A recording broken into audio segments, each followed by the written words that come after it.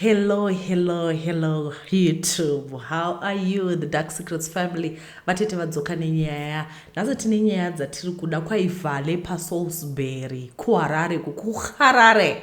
Regai tipinde munyaya yedu yepavhale. Ko tangoti it's the month of love. Otherwise then ndakatoencourage vanhu vakawanda kuti vange vachitutumiridzira nyaya dzevhale. Regai tiwe kuti zvakafamba sei, chii chakaitika. Nhasi ndine bundu naika ndozoona kuti mune munozohamba mongotarisa ibundu. Zvakaoma chokwadi.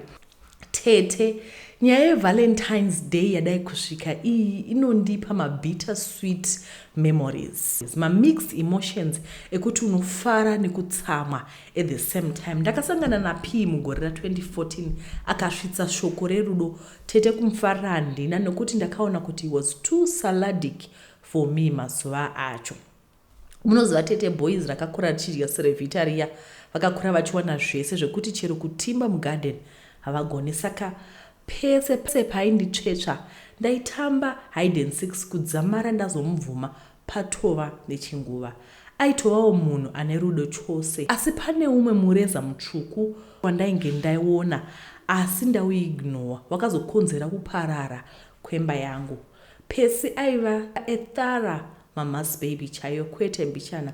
Nerimwe zuva ndakaenda kuValentine's dinner, aiwa zvaive zvakarongeka, this and that, chikafu iko kuva pampered kwaiva top notch, kwete mbichana. Private lodge chii Tete kwaingonzwa shiri kurira chete. Yes, it was exclusive zvekudaro. Bota takadya that day, ndipo pandakabata chamasheve. Pese haana kuramba zvake pamberi, aiziva kuti nhumbu ndeyake, asi aitya kuti anotaura sei nyaya yake kuna mama nyakutumbura kuti aingamitisa musikana wekugeto. Hanzi mama vanozotsamwa nekuti vainge vachitarisira muchato. Indaitoziva finances dzaPesi kuti kuroora nekuchata pamwe chete yaiva karate. Metsi dzacho dzainge dzisingabudi, either airoora kana kuti otevedzera zvaidwa namai. Pakupedzisira Pesi akaona zvakakodzera kuti aroore. Muchato waizoonekwa pamberi. Tete ndinodemba hangu kuti dai hangu ndakagara ndasiya nedhirama rekumba kwanaPesi, nokuti Tete ndakazochema zvekubuda chibharuma chemadziwa. Kuhwa senge ndava kupenga. Ndakaposa ndaita stroke naye Pesi, asi Mwari akamira neni akandipa simba. Zvakanaka zvinei paya Tete roora rakabviswa, ndakaperekedzwa kumba kumusha kwanaPesi nemadzimbo yangu. At that point maparents aPesi aingogara kumusha, Pesi achigara kudhorobha. Vatete nemunin'ina wangu namainini mukadzi wanzvadzi yangu, aiwa ndainge ndarongedzerwa zvekunoshandisa kumba kwangu kunyowani zvese nezvekurayirwa zveumwenga. Ndakasvika ndikagamuchirwa zvakanaka. VaMampala mai vaPesi ndivo vaitwa pamberi kufarira mwenga.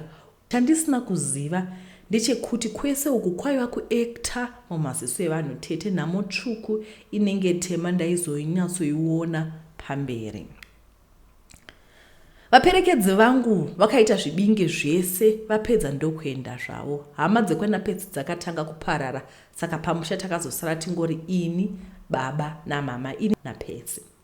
Pesi maoff days ake akapera akadzokera kubasa, aizouya maFridays. Tete ndipo pandakatanga kuona nhamo ndichiudzwa hutema hwese nekusageza kwese navaMampala. Tete ndaitukwa zvekuzunzwa inda dzose ndichiudzwa kuti ndainge ndavanyadzisa sezvo vaida muroora aiva nemuchato plus nhumbu iyoyi savashuwa kuti yainge iri yaPesi ko kana yanga iri yechimwe chikomba yandainge ndasundira mwana wavo. Tete unotoshaya kuti ruvengo urwu rwaibvepi. Ndakanga ndisina kana mwedzi ndiri mumusha umu, asi kuti handina kumbobvira ndagamuchirika. Baba vainge vari munhu akanyarara chose, uye nguva zhinji vaigara vasipo vachiita zvekufamu kwavo. Asi handidi kunyepa, baba vainge vane rudo, vari munhu ari feke. Vakazotorwa naTete vari kuCanada kuti vambovhizita. Tete ndipo pakatanga ma1 nekuti ndainge ndisisina mudziviriri. VaMampala vakanga vave neni face to face. Ndakazova nomufaro Pesi paakanditi ndiuye kuHarare ndizogara naye. Mama ndokubva vati toenda tose. at least umwe wangu aivapo saka aizondipawo emotional support sezvo tainge togara tose. Paruzhinji mama was the best actress manzwa here tete. Ndaita senge ndichaberekwa pavanhu asi behind closed doors yaiva imwe story. Tete waiti kana uchida kubika waiudzwa kuti umwe neumwe anobikira kitchen yaakauya nayo, zvichireva kuti ini murogwa ndanga ndisingafaniri kunge ndirimo mukitchen umu. Apa kutibisa pamba pavo kuti tinoroja kwedu ivo vasare havo neimba yavo vainge vasingadi, vachiti mwana wavo aizotambura nekuti asati amboloja mukati meupenyu hwake. Handiti there is a first time for everything here nhai vatete. Ivo vainge vakaita upenyu hwavo nababa yainge yava nguva yanguwo yokuita upenyu hutsva, asi vaisada kuzvinzwa zvamuchose. Iye pese aitobvumiranawo namama kuti kubva pamba was not an emotional decision but a financial decision. Kune vachada kuziva kuti ini ndaita nezvei, ndisati ndaroorwa naPesi ndaitoshandira hurumende ndichishandira kuzvishavane. Pesi aiva ndivhevhetedza kuti ndisiye basa nokuti taizogara kure nakure, nokudaro marriage yaizoshanda. Nekupatawo kwangu ndakabva ndasiya basa ndichiteerera zvaPesi. Tete vasikana vese nemadzimai echidiki ari pano ndinoda kumadzidzisa ndichiti never make sacrifices for a man, nokuti kana matables atena murume haambofi akakutarisa masacrifice ako mupabate ipapo makazeni. Ndanga ndisingatarisiri kuti Pesi aite rebel against his mother kwete, asi ndaida kuti Pesi andiprotecte against zvese zvimhingamupini zvataizosangana nazvo. Handiti wanano inoti for better or for worse here tete. Ndaiva a glorified maid pambapa, vachienda kushopping vachindisiya. Makizi epambapa ndanga ndisina spare. Ndinorangarira umwe musi ndakapurwa nemvura ndichibva kuskero, madhozi zvese nemagetsi akakiwa. Maitawa vepanext door vakatombondidana kuti ndipinde mumba, asi ndaisatenderwa kuenda kumanext door zvamuchose. Ndaiziva kuti yaita earthquake chaiyo. Ndakabva ndaita mabayo tete apa ndiine nhumbu.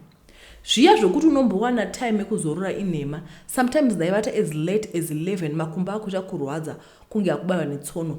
Ndakaona nhamo tete, regai ndimbochema. Ndakatozofonera hanzvadzi yangu kuti ndakufa, ndiye akazonditumira mari yekuti ndinorapiwa. Pesi akazofonerwa nabhodhi wangu kuti vaizvifambisa sei, akapindura kuti aifunga kuti ndiri kuema. Hede gege. Kana ndisiri kushanda pambapa ndaiendeswa kwagogo kwandainobika nekunzi dzvaranzungu, asi vanhu vaiti vakauya pamba vaibva tete vachifunga kuti ndakagarika. Chero hazvo mama vaindiitira drama rese iri, ndaizama kuvada ndichitiwo sezvo ndiri mwanasikana ari pamba. Ndikaona zvemukati zvavo zvakati dzvikiti, chero matenesi ndainotenga mumashopu ane mazita, asi zvaingovengwa zvichinzi mukofera vaipfeka zvabva mhiri chete. Tete ndaiti ndikawacha hembe dzavo odzaPesi vaibva vadzitora dzose kutanga kuwacha dzavo nedzemwana wopanyowani, vachinditi ndandisingagoni kuchenesa. Tete nekukura kweseko ndingatadza kuwacha ini. Pesi aisaona kushata kwazvo zvamuchose, kuwanisa kwebasa, kushaya zororo, nhumbu yakati changopinda mu9 months, BP ndokushuta zvekutadza kucontroleka. Ndakaenda kuclinic vakandipa mapiritsi, ndichidzoka kumba mama vakati ndisamwe mapiritsi, hasi right ndimwe instead can paper. Mapiritsi ndokuraswa mubhini. Tete chakazondiseva ndechekuti ndakanzi ndidzoke kuclinic kucheck up zuva rinotevera, ndokuona BP haina kudzikira, in fact yadowedzera kukwira. Manesi akabva andidandira ambulance ipapo ndikanoswa uparire nyatwa zvekuti Pesi paakazochaisa akandiwana ndiri kuchipatara. Vana chiremba vakati Tese nemwana taiva mudhenja, nokudaro taifanira kuita emergency C-section. Mama naPesi vakaramba kuti tana, vakati operation yainetsa since pasara maweeks maviri kusvika EDD vaizomirira kuti ndizvare normal delivery. Ndinotenda mai vangu vasoko vakafonera Pesi vachivava kuti kana pane chaaizoona either ini o mwana chokwadi kwaizenge kusingadyiwi rinopisa, Pesi ndipo paakazosaina maconsent forms ekuti ndichekwe and operation ikafamba zvakanaka.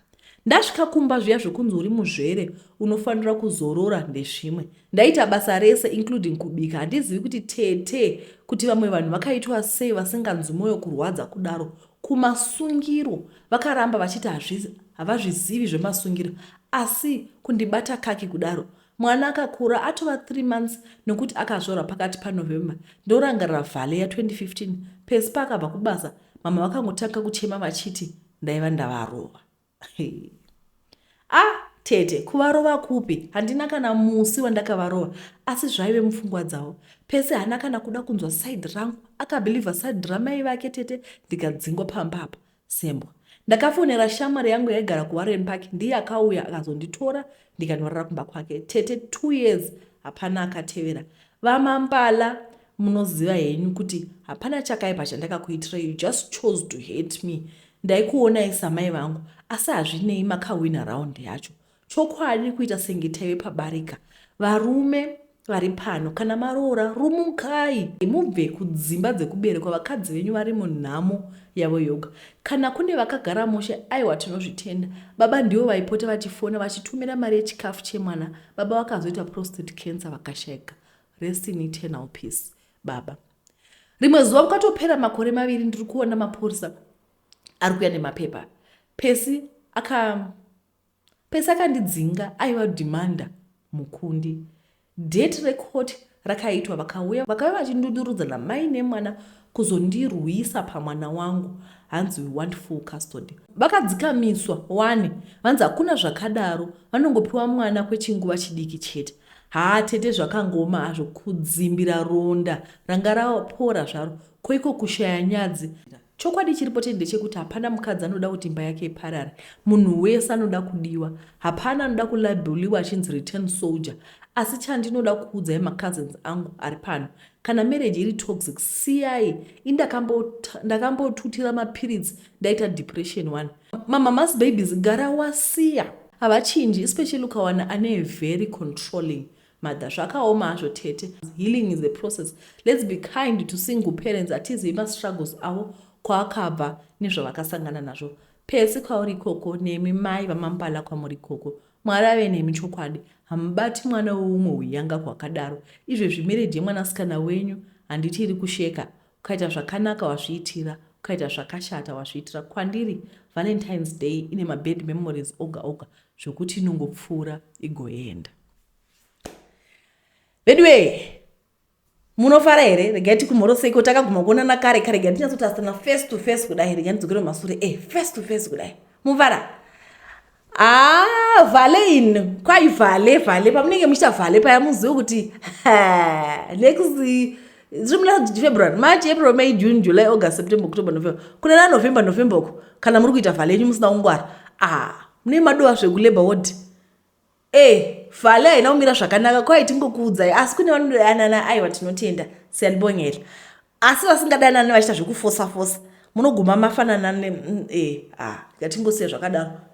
Makadii tete nevamwe mese muri pano? Ini tete ndine chigumbu mukati momwoyo wangu. Handizivi hangu kana ndikazonyatsoregerera mai vangu vakandibereka nyakutumbura chaiko, havasitombori step mother asi biological mother vangu. Murume akavapa nhumbu vainge vachidzidza vese kuchikoro. Baba vanonzi vakashaya ndine gore rimwe chete, vakawirwa nedombo kumaini kwavaishanda. Ndava nemakore 5 amai vangu tete vakaroorwa zvakare. Ndakabva ndanzi namai vangu ndisafe daidza kuti mama zvakare mukati meupenyu, asi kuti ndikavaona ndivati vakoma.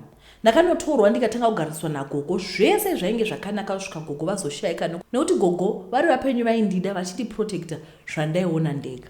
Gogo vakandipa mother's love zvekuti vaisaziva gogo vaifunga kuti ndiri kamwana kawe kokupedzisira. Gogo pavakashayika ndakanzi ndinogara namai vangu avo vandaidaidza kuti sisi kana kuti vakoma. Tete chinonyayondibata ndechekuti vana vavo vakazozvara nemumwe murume ndivo vavaida. Ndaishuvira rudo rwamai vangu, asi tigara tese under the same roof. Uchinyatsoona kuti pano ndiri kusarudziwa zvisina kana kuvanda. Vana vavo vainditi mainini, ko ndizvo zvavainge vaudzwa kakuti ndiri munin'ina wamama vavo, vachipiwa princess treatment. Basa rese rainzi repamba inge rakamirira inini, ndichishanda sedhongi mani vatete. Ndinorangara pandakatanga kuenda kumaperiods ndiri form 1, ndakatotya kuudza vakoma vangu stroke wamai ndikazobetserwa naticha vangu vekufashion and fabrics. Nhamo manje tete yanga yavapo ndeyekuti bangukuru stroke stepfather vakatanga kuita maadvances ari sexual kwandiri vachiti ndiri muramo, nokudaro ndaiva mukadzi wavo. Dai pasina mwana wavo mukomana akadzoka uchikoro tete tingadai ndakabatwa chibharo. Ndakaudza mai vangu zvaposa zvaitika tete, pane kuti mai vangu vandiprotected, she chose a husband again. Zvichira kuti tete ndakaitwa reject twice nabiological mother vangu. Hanzi nastepfather ndainge ndava ektira.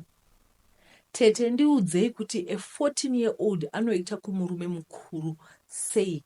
Mai vangu vaive nechance yekuti come clean kumurume wavo so that vanondiprotecta, asi vakadecida kutora side remurume wavo ndikaitwa mureve wenhema.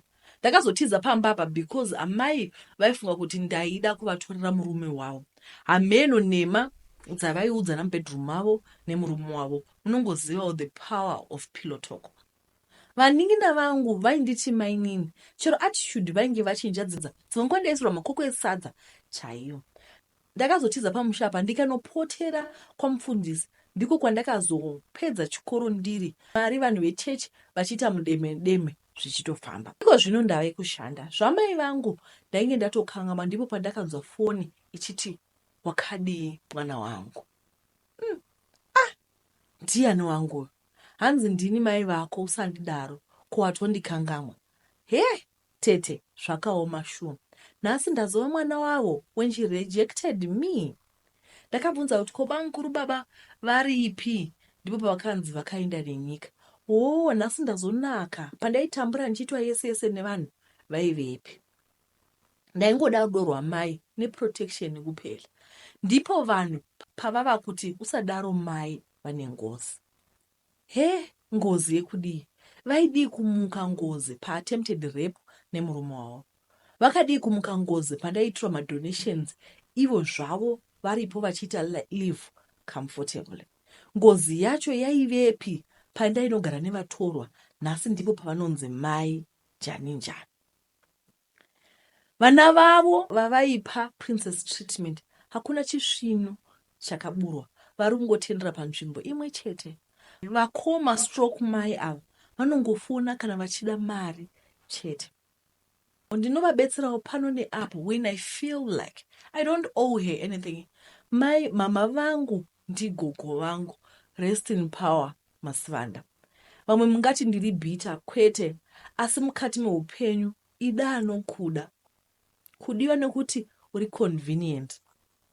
Ndiri kuita zvangu nevana vangu, ndichivaratidza rudo rwandakashaya kuna mai vangu nyakubereka. Zvengozi dzavo ndezvavo. Mwari handiti ndiye anopa vanhu mablessings. Ngozi yakanga iripi nguva yose yandaikudai amai vangu? Ngozi yakanga iripi nguva yose yandaikudai baba vangu? Ngozi yozongoona nhasi nekuti paita mari.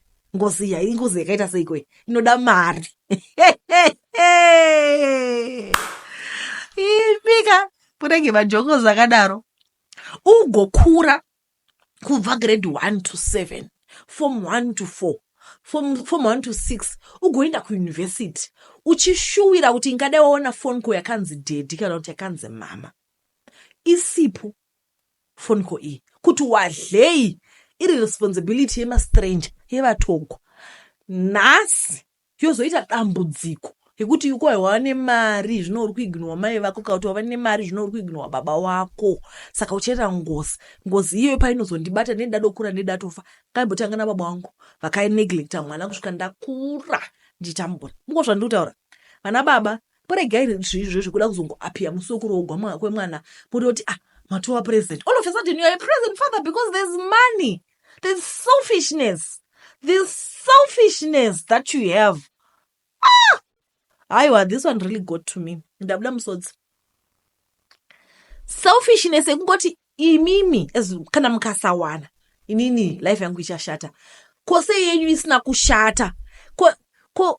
I don't understand. Maive muripi? Where were you when I needed you the most? Huh? Where were you when the world was taking advantage of me because I had no one to protect me? Nothing goes do painozoshamisa. God is a fair judge. Parents basically vakadzi nevarume, can we stop being kuneglecta vana vedu? Then all of a sudden when we are in need, we remember, we come back to our senses because it's you, everything's about you. Mwana pai kudai you were not there nekuti aizokanganisika marriage yenyu. Alright, ngatidzoke panyaya marriage yamama yavakoma stroke mama was very important to you. Mwana paida kurepewa, you were never there. Mwana paida aigara nagogo mukamuti ini handisi mama vako, ini ndiri sisi vako. All of a sudden nhasi mama imi mune majokozi ivi musaita majokozi akadaro ivi, majokozi enyu haasi fani, musazviita izvozvo. Bedwe ndonyaya tawanai, ndangoti ndingodzoka kandikoti what's up guys, you know. Uye nezuva rakanaka bedwe. I am so happy to be back. Pane alarm iri kurira meno kana muchinzwa. I'm so happy to be back. Yeah, sometimes it's so taxing just coming back and facing the camera. Like I said, unogona kutozoona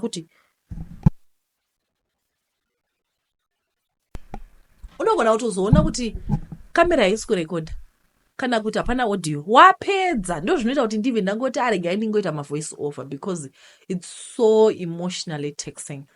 To all the women in Gauteng, we are planning something big for you. We want to have a Mother's Day event. Dress code is what makes you feel like a princess. You wear like a princess. This is a day to celebrate all the mothers. Because tinoziva kuti vana mama, you go through a lot.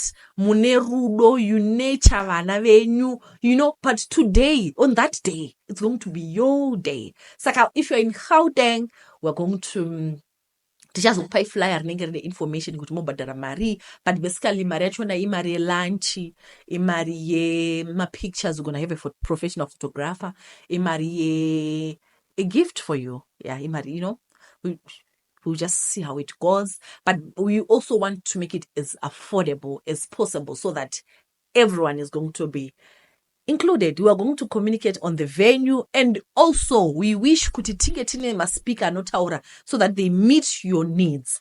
Pane ma single mothers, pane vana mama vane vana vari disabled. We have in my circle, I have friends vane vana vari disabled, vana vari autistic. So I want those people to come and talk to you. I have doctor friend, you know, things that affect women. But basically what we want is, this is going to be a Mother's Day, a day to celebrate the princess in you. So you come dressed as a princess, as long as the colors are solid. You want to have solid colors, no prints, like your orange, pink, white, green, solid colors and all. It's gonna be lit, guys. Like, I am so excited to be telling you about this day. And kana nguva yacho yakwana ndichauya neflyer ndozokuudzai mototanga kuchengeta masiti enyu. Because tanga chida kuti tiite 50 at least, maximum of 50. But I know with the following that we have here, because you're going to tell a friend to tell a friend, we can be 100. That's my deepest fear. Let us not be 100. Veduega, ndinokutendai nekunda kwavaita midhey. Nezuva rakanaka ndatenda.